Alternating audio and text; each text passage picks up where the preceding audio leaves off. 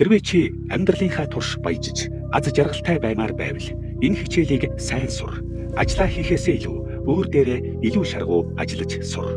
Миний амьдралын туршлагаас харахад орлого нь хувь хүний хөгжлөөс их хэтрэхгүй юм билээ. Заримдаа орлого азар огцом нэмэгддэгч. Хэрвээ чи өөрөө тэр төвшөнд хүрэхгүй бол удалгүй эргээд бууж ирдэг. Амьдрал гэж сонин шүү. Хэрвээ хэн нэгэн чамд сая доллар өгвөл чи аль болох хурдан саятан болох хэрэгтэй. Тэгж байж чи тэр мөнгөө хадгалаад үлдэж чадна. Эстэгвээс тэр мөнгө алга болно. Нэг хүн хэлж байсан. Дэлхийн бүх мөнгийг тэгш хуваагаад хүн бүрт өгвөл удалгүй эргээд өмнөх хүмүүсийн гарт оччихдог гэж. Амжилт бол хөөж очдог зүйл биш, өөртөө татдаг зүйл юм. Тиймээс амжилтыг хөөж явахаасаа илүү өөр дээрээ ажиллах. Хувь хүний хөгжил. Учир нь жинхэнэ аз жаргал бол чи юу авсан дээр чинь биш. Аз жаргал дотроо агуулгаддаг. Тэр нь чи юу болж хувирч байгаад л байдаг. Хэрвээ чи урам зоригтой, өөрчлөгдөхөд бэлэн байвал амьдралаа өөрчлөх 3 алхмыг зааж өгье. Бүх зүйл өөрчлөгдөж чадна. За ингээд эхний алхам. 1-дүгээрт юмс хэрхэн ажилдгийг олж мэд. Амьдралаа өөрчлөхийн тулд чамд санаа хэрэгтэй. Ямар ч зүйлийг санаа өөрчилж чадна. Зүгээр л цаг хугацааны асуудал биш. Шоулах багш надад хамгийн гол асуудал бол асуудал өөрөө биш. Харин санааны дутагдал гэж хэлсэн. Эхэндээ би мөнгөгүй байсан. Тэгээд ноён шоулт хэлсэн. Би мөнгөгүй байна гэж. Тэр чинь асуудал биш гэсэн. Би тэр хүртэл мөнгөгүй байх нь асуудал гэж боддог байсан. Тийм биз дээ. Би бүдэлсэн байсан. Тэр хэлэхдээ асуудал бол мөнгөний дутагдал биш. Харин мөнгө бүтээх санааны дутагдал юм. Мөнгө дутаж байгаа юм биш. Санаа дутаж байгаа юм.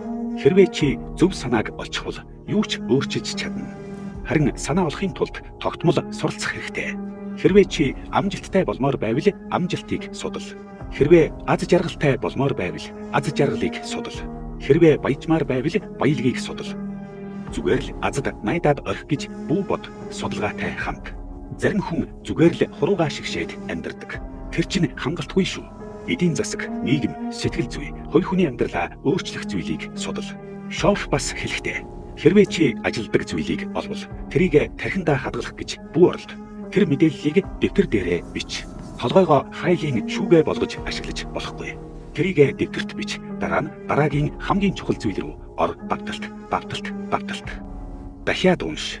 Хэрвээ чи давтаад байвал нэг өдөр яг л ид шид шиг тэр санаа үндэслэж эхлэн банкны дансанд чинь, хувцсанд чинь, зан чанарт чинь, амьдралын хэв маягт чинь илэрнэ. Хэрвээ сонирхож байвал 3 аргыг хэлж өгье.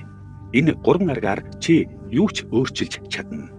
Амьдралын чиглэл, аль ч талбар. Эдгээр 3 аргаар ямар ч зүйл өөрчилж чадна. 1-дүгээрт унш. Миний мэдих бүх амжилттай хүмүүс маш сайн уншдаг. Сониуч зан тэднийг уншихад хүргэдэг. Тэд мэдхийг хүсдэг. Тэд зүгээр л өөрийгөө боловсруул. Ердийн боловсрал ердийн үр дүн өгнө. Номын сан ороод үзээрэй. Тэр тоонуудыг шалгаад чи тийм үр дүн хүсэж байна уу гэдгээ хараарай. Хэрвээ түүнээс илүүг хүсэж байвал өөрөө боловсрохоос өөр аргагүй. Өөрийн туршлагаар сурч болно. Гэхдээ бусдын туршлагаас ч суралцж болно. Нэг ном уншсанаар 5 жилийг хэмнэх боломжтой. Чи мэдэж байна уу? Илүү хүчтэй болох номч байдаг. Илүү шийдэмгий болох, илтгэгч болох, манлайлагч болох, хүмүүст илүү нөлөөлөх, зан чанараа хөгжүүлэх ийм номнууд байгаа гэж мэдэж байсан уу? Амжилттай хүмүүс өөрсдийн түүхийг бичсэн олон ном бий. Яаж хийснээ бичээд өгсөн. Гэхдээ хүмүүс уншдаггүй. Үүнийг яаж тайлбарлах вэ? Заавал хагас шөнө унш гэж байгаа юм биш. Харин тэмдэглэлдээ ингэж бич. Өдөрт 30 минут. Өдөрт 30 минут. Эерэг, сорилттой, урам өгдөг, сургамжтай юм унш. Өдөрт ядаж 30 минут. Сайн уншигч болоорой. Энэ бол миний бодол. Өөр багш нарыг ч сонсоод, бас намайг ч сонсоод өөрийн бодлоо бүрдүүл. Битгий сохроор даг. Сурагч бай. 2 дахь арга сонсох. Амжилттай хүмүүсийн дунд байж тэднийг сайн сонс. Чи бас амжилтгүй хүмүүсээс ч суралцж болно. Аль алийг нь тэмдэглэж ав. Сөрөг, эерэг хоёрын аль альнаас ядуу хүмүүс юу уншдаг вэ гэдгийг олж мэд. Тэгээд тэрийг бүү унш. Энэ бол сайн мэдээлэл. Сөрөг, эерэг аль альнаас суралц. Гэхдээ одоо эерэг талаас нь харъя. Амжилттай хүмүүсийн хажууд бай. Тэд юу ярьж байгааг сонс. Яаж ярьж байгааг нь ч бас сонс. Энэ чухал. Одоо энэ оройн хамгийн чухал зөвлөгөөг өгье. Ядуу хүмүүс баян хүмүүсийг хоолнд урьж ярилцах хэрэгтэй. Энэ бол миний хамгийн сайн зөвлөгөө. Гэхдээ үнэн дээр ядуу хүмүүс ихэвчлэн баян хүмүүсийг хоолнд урихгүй. Тэд хэлдэг. Тэр чинь баян хүн шүү дээ. Өөрийнхөө хоолоо өөрөө авг. Би мөнгө өгөхгүй. Би өөрийн хоолоо олсон бол их юм. Харин баян хүн олох гээд явна гэж үү? Гэтэл яг үнэндээ хэрвээ хүн сайн явж чадахгүй байвал юуны түрүүнд сайн яваа хүнийг олоод тэр хүнд хоол авч өг. 50, 60, бүр 80, $100 зарцуулахад ч бэлэн бай. Бүхэл 9 хоолны цэс авг.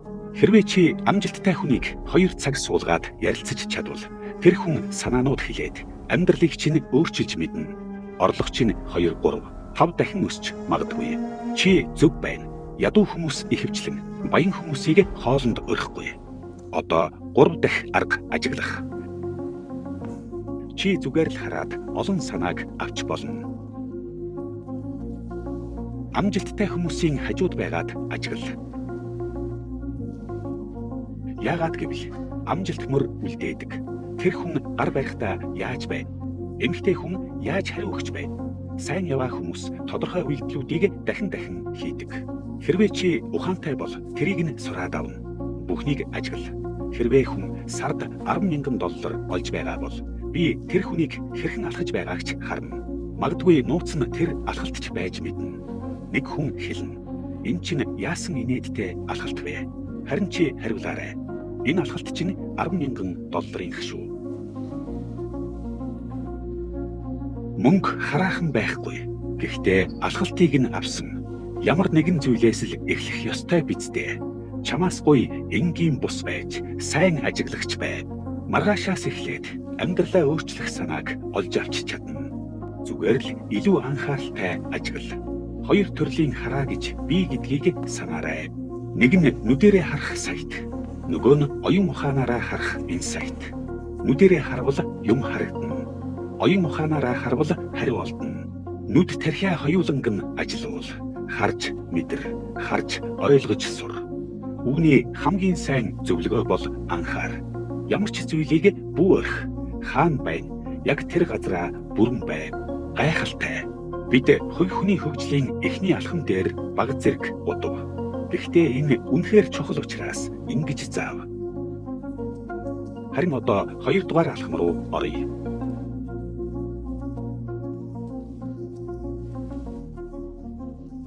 Эхнийх нь юм хэрхэн ажилдгийг олж мэд. 2 дугаарт ажилд ор.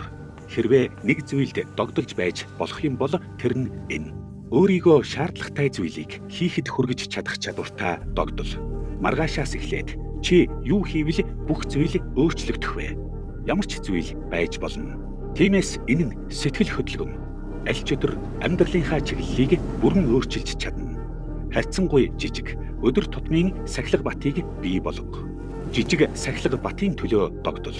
Тэрийг яг одоо эхэл. Учир нь жижиг сахилга бат нь том зүйлд хүргэдэг. Том сорилтыг давахын тулд эхлээд жижиг асуудлуудаа зохицуулах хэрэгтэй. Хийж чадах бүх зүйлсийнхээ жагсаалтыг гарга. Тэр жагсаалттайгаа шууд ажиллах. Сахилга баттай бай, үр дүнд нь ч сургуульд нь чи. Тэгвэл амьдрал чамд том сорилт өгөхөд чи бэлэн байна. Булчинтай болчихсон байна. Харин жижиг зүйлсээ хийхгүй байвал том асуудлыг зохицуулж чадахгүй. Амьдралын өөрчлөлтөд бас нэг зүйл хэрэгтэй. Өөрийгөө идэвхжүүлэх self motivation.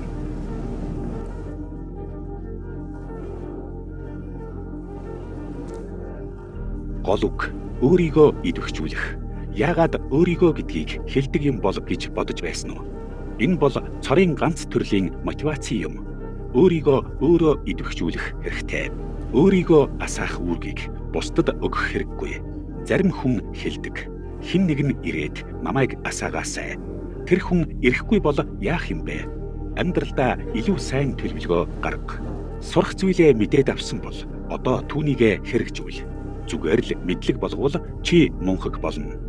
Харин мэдлэгээ үйлдэл болгоул чи чинээлэг болно. Олон төрлийн баялаг гэж бий. Зөвхөн мөнгө биш. Мөнгө бол хамгийн бага үнэтэй зүйл. Би их мөнгөтэй мөртлөө сэтгэлээр ядуу олон хүнийг мэднэ.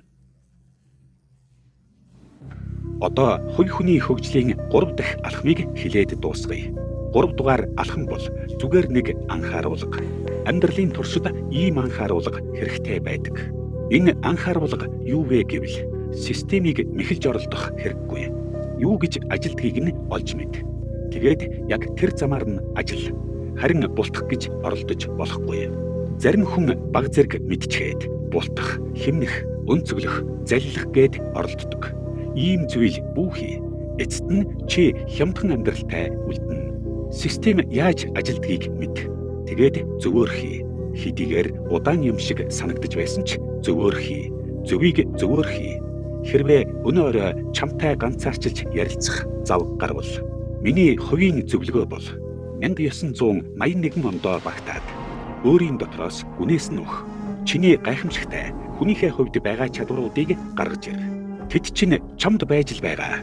Зүгээр л ашиглагдахыг чинь хүлээж байна. Тэгвэл чи хүссэн бүхнээ өөрчилж чадна. Би чамд сорилт тавья өөрчил, чи өөрчлөгдөж чадна.